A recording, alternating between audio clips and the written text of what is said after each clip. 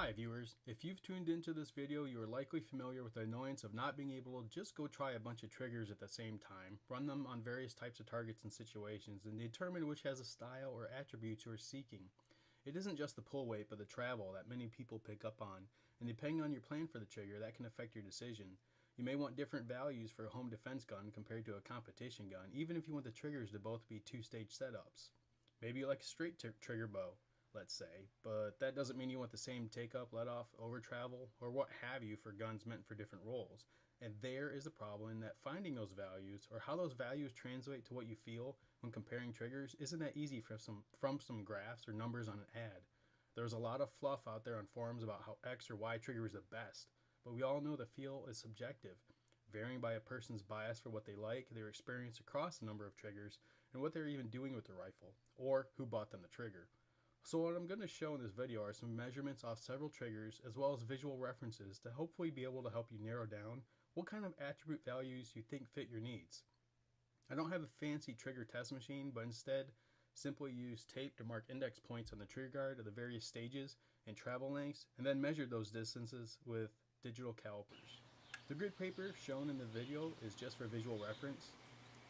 So after all that, let's get to it.